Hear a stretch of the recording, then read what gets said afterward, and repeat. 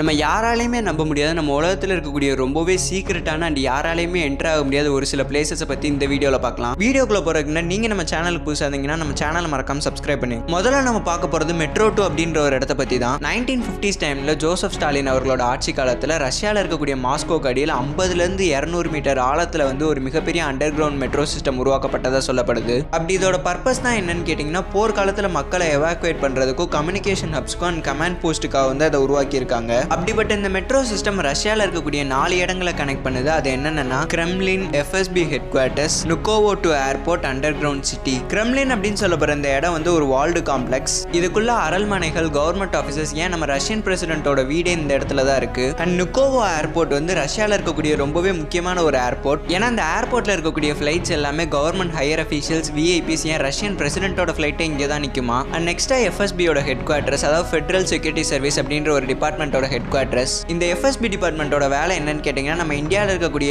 NIA, IB, RA, CBI இந்த மாதிரியான எல்லா டிபார்ட்மெண்ட்ஸும் சேர்ந்து பார்க்கக்கூடிய வேலையா ஒரே டிபார்ட்மெண்ட்டா இந்த FSB அப்படின்ற டிபார்ட்மெண்ட் பார்ப்பாங்க. அண்ட் கடைசியாக இந்த மெட்ரோ சிஸ்டம் வந்து வெஸ்டர்ன் மாஸ்கோல இருக்கக்கூடிய ரமான்கே அப்படின்ற இடத்துல இருக்கக்கூடிய அண்டர் கிரவுண்ட் சிட்டியை கனெக்ட் பண்ணுது. பட் இந்த இடம் இருக்கிறத பத்தி எந்த விதமான அஃபிஷியல் கன்ஃபர்மேஷனுமே எல்லாமே இதை சீக்ரெட்டா தான் வச்சிருக்காங்க. ஆனா நிறைய government higher officials and KGB, அதாவது சோவியத் யூனியனோட செக்யூரிட்டி ஏஜென்சியில் வேலை பார்த்த நிறைய பேர் இப்படி ஒரு இடம் இருக்குன்னு பப்ளிக்கா சொல்லியிருக்காங்க. ஏன் நம்ம எல்லாருக்குமே தெரிஞ்ச நம்ம ரஷ்யன் பிரசிடென்ட்டான விளாடிமிர் புட்டின் 1975லேருந்து 1991 வரைக்கும் கிட்டத்தட்ட 16 வருஷம் இந்த KGBல தான் வேலை பார்த்தாரு. அடுத்ததான் நம்ம பார்க்க போற இடத்தோட பேர் வந்து ரூம் 39. அது என்ன இவ ரூம் 39 கேட்டிங்கன்னா இது நார்த் கொரியாவில் இருக்கக்கூடிய ஒரு secretive north Korean government organisation. இவங்க பேருக்கு மட்டும்தான் கவர்மெண்ட் ஆர்கனைசேஷன், ஆனால் இவங்க பண்ற வேலை பூராமே திருட்டுதனம் தான். அப்படி இந்த ரூம் 39ல என்னதான் நடக்கும்னு கேட்டிங்கன்னா உலகத்தில் இருக்கக்கூடிய எல்லா நாடுகளையும் எந்த விஷயத்தை இல்லீகல்னு சொல்றாங்களோ அதை நார்த் கொரியன் கவர்மெண்ட் ஒரு கவர்மெண்ட் ஆர்கனைசேஷனே வச்சு அந்த வேலையெல்லாம் பார்த்துட்டு இருக்காங்க. புரியுற மாதிரி சொல்லணும்னா அமெரிக்கன் டாலர்ஸ், யூரோப்பியன் யூரோஸ், ஏன் உலகத்தில் இருக்கக்கூடிய எந்த பொருளையும் டூப்ளிகேட் அண்ட் சீப்பாக தயாரிக்கூட சைனாக்காரனோட யுவான் கரன்சியை கூட விட்டு வைக்காம உலகத்தில் இருக்கக்கூடிய இப்படி நிறைய கரன்சிஸை ஃபேக்காக அச்சடிக்கிறாங்க. அதாவது சிம்பிளாக சொல்லணும்னா கள்ள நோட்டை அடிக்கிறாங்க. இவ்வளோதானா அப்படின்னு கேட்டிங்கன்னா அதுதான் கிடையாது. Insurance fraud, drug trafficking, hacking, இந்த மாதிரி இந்த டிபார்ட்மெண்ட் பார்க்குற பல வேலைகளை சொல்லிட்டே போகலாம். இந்த ஆர்கனைசேஷனில் பல டிபார்ட்மெண்ட்ஸ் இருக்கு. ஆனால் அது எல்லாத்தோட மெயின் கோலுமே கவர்மெண்ட்டுக்கு பணத்தை சம்பாரிச்சு கொடுக்கணுன்றது தான். இந்த ரூம் 39 அப்படின்ற ஆர்கனைசேஷனை வந்து 1970s காலகட்டத்தில் கிம் டூ சங் அப்படின்ற ஒரு நபர் தான் ஆரம்பிச்சிருக்காரு.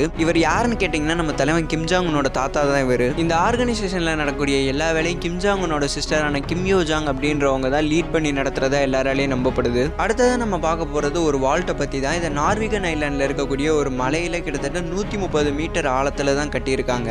இந்த வால்ட்டில் இருக்கக்கூடிய விஷயத்துக்கு நம்ம உலகத்தில் எவ்வளோ பெரிய போர் நடந்தாலும், நேச்சுரல் டிசாஸ்டர் நடந்தாலும், ஏன் நியூக்ளியர் வாரே நடந்தாலும் எதுவுமே ஆகாது. அப்படி இந்த வால்ட்டில் என்னதான் இருக்குன்னு கேட்டிங்கன்னா நம்ம உலகத்தில் இருக்கக்கூடிய முக்கால்வாசி நாடுகள் அவங்க கிட்ட இருக்கக்கூடிய சீட்ஸை வந்து இந்த வால்ட்டில் டெபாசிட் பண்ணி வச்சிருக்காங்க. அப்படி எவ்வளோதான் விதைகள் இருக்குன்னு கேட்டிங்கன்னா கிட்டத்தட்ட 9,30,000 சீட் சாம்பிள்ஸ் இந்த வால்ட்டில் இருக்கு. இன்கேஸ் நம்ம உலகத்தில் ஏதாச்சும் ஒரு மிகப்பெரிய பேரழிவு நடந்துருச்சுன்னா எல்லாரும் திருப்பி விவசாயம் தான் பண்ணியாகணும். ஸோ அந்த டைமில் எல்லா நாடுகளும் இந்த வால்ட்டில் அவங்க டெபாசிட் பண்ணி வச்சிருக்க விதைகள் எடுத்துக்குவாங்க. அடுத்ததான் நம்ம பார்க்க போகிறது ரஷ்யாவில் இருக்கக்கூடிய மெஸ்கோரி அப்படின்ற ஒரு டவுனை பற்றி தான். இந்த டவுனில் என்ன இவ்வளோ சீக்ரெட் இருக்குன்னு கேட்டிங்கன்னா இந்த டவுனை பற்றி நிறைய மிஸ்ட்ரீஸ் அண்ட் சீக்ரெட் சொல்லிட்டே போகலாம். இந்த ஒட்டுமொத்த டவுனையுமே ரஷ்யன் கவர்மெண்ட் பயங்கரமான பாதுகாப்பில் வச்சிருக்காங்க. ஸோ இதனாலே அந்த டவுனுக்குள்ளேருந்து யாராலையும் அவ்வளோ சீக்கிரம் வெளியிலேயே வர முடியாது. அண்ட் வெளியிலேருந்து யாராலையும் இந்த டவுனுக்குள்ளே போகிறதுங்கிறது சாத்தியமே இல்லாத ஒரு விஷயம். இவ்வளோ ப்ராப்ளம் இருந்தாலும் இன்னைக்கு வரைக்கும் அந்த டவுனில் கிட்டத்தட்ட 17,000 மக்கள் வாழ்ந்துட்டு வரதா சொல்லப்படுது. அப்படி இந்த டவுனுக்குள்ளே என்னதான் இருக்குன்னு கேட்டிங்கன்னா இந்த டவுன் வந்து யமான்டுவே அப்படின்ற ஒரு மலைக்கு பக்கத்தில் தான் இருக்கு. ஸோ இதனாலேயே நிறைய பேர் என்ன சொல்கிறாங்கன்னா அங்கே இருக்கக்கூடிய அந்த மலையை குறைஞ்சு அங்கே ஒரு மிலிட்ரி பேஸ், பங்கர், ஒரு டூம்ஸ்டே ஷெல்டரை தான் கட்டியிருப்பாங்க அப்படின்னு சொல்கிறாங்க.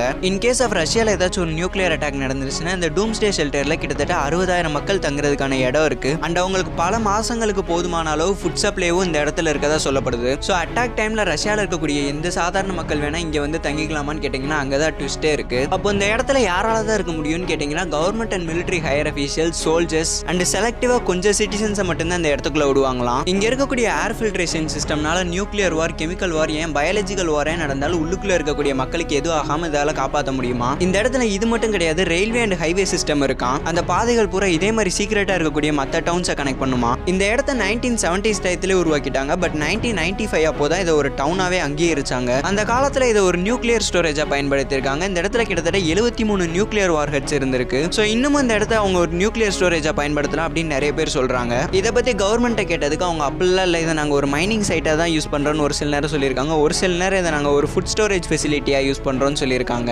நெக்ஸ்ட் நம்ம பார்க்க போற இடத்தோட பேர் வந்து டிக்சியாச்செங் அண்டர் கிரவுண்ட் சிட்டி. இது சைனாவோட பீஜிங் மாகாணத்துக்கு அடியில் இருக்கக்கூடிய ஒரு மிகப்பெரிய under ground ground city. 1960s to 70s காலகட்டத்தில் கட்டப்பட்ட இந்த காம்ப்ளெக்ஸ்ல நிறைய டனல்ஸ் அண்ட் பங்கர்ஸ் இருக்கு. இந்த டனல்ஸ் பூராமே கிட்டத்தட்ட 30 மைல்ஸ், அதாவது 48 கிலோமீட்டர்ஸ்க்கு பீஜிங் மாகாணத்தில் இருக்கக்கூடிய பல டிஸ்ட்ரிக்ட்ஸை கனெக்ட் பண்ற மாதிரி உருவாக்கியிருக்காங்க. நம்ம ரஷ்யாவில் இருக்கக்கூடிய மெஸ்கோரி டவுன் மாதிரி கிடையாது இது. இந்த இடத்துல கவர்மெண்ட் அஃபீஷியல்ஸ், மிலிட்டரி அஃபீஷியல்ஸ், சாதாரண மக்கள்னு வார் டைம்ல ஆர் நேச்சுரல் டிசாஸ்டர் டைம்ல யார் வேணா தங்கிக்கலாம். அப்படிப்பட்ட இந்த இடத்துல own power generation, water supply, communication சிஸ்டம்னு எல்லா விதமான வசதியுமே இருக்குமா. அண்ட் இந்த இடத்த பத்தி இன்னொரு இன்ட்ரெஸ்டிங்கான விஷயம் என்னன்னா, இந்த காம்ப்ளெக்ஸ்ல இருக்கக்கூடிய ஒரு சில பகுதிகளில் டூரிஸ்ட் அலோவ் பண்ணுவாங்களாம். அடுத்தது நம்ம பார்க்க போற இடத்தோட பேர் வந்து ஃபோர்ட் நாக்ஸ். இதுக்கு ரொம்பவே பாப்புலரான இன்னொரு பேரும் இருக்கு. அதுதான் யுனைடெட் ஸ்டேட்ஸ் புல்லியன் டெபாசிட்டரினு இதை சொல்லுவாங்க. இந்த இடம் தான் யூஎஸ்ல இருக்கிறதுலே மோஸ்ட் செக்யூர் அண்ட் மிஸ்டீரியஸ் பிளேஸ்னு சொல்லுவாங்க. அப்படிப்பட்ட இந்த இடத்த ரொம்பவே திக்கான கிரானைட் வால்ஸாலே ரீஎன்ஃபோர்ஸ்மெண்ட் ஸ்டீலாலையும் தான் கட்டியிருக்காங்க.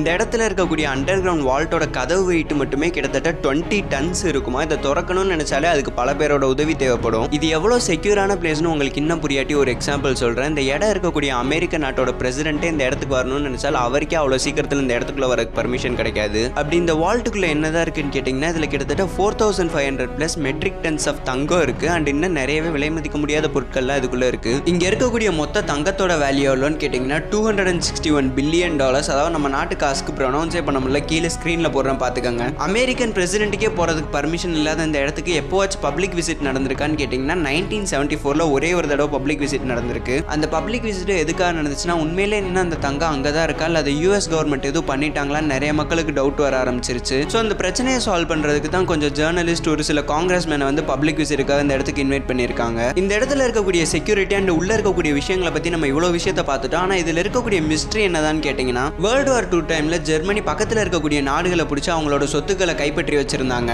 1945 வேர்ல்டு வார் 2 முடிஞ்சோனே ஜெர்மனி பக்கத்து நாடுகிட்ட இருந்து கைப்பற்றின பொருட்களை பூரா அலைட் கண்ட்ரிஸ் வந்து திருப்பி ரெக்கவர் பண்ண ஆரம்பிச்சாங்க. இதுல இருந்து தான் ரொம்பவே பாப்புலரான ஒரு ரூமர் ஆரம்பிக்குது. அது என்னன்னா, நாசி சிம்பிள் போட்ட நிறைய கோல்டு பார்ஸை வந்து சைலண்டா யாருக்கும் தெரியாம யூஎஸ்க்கு ஷிப் பண்ணிருக்காங்க.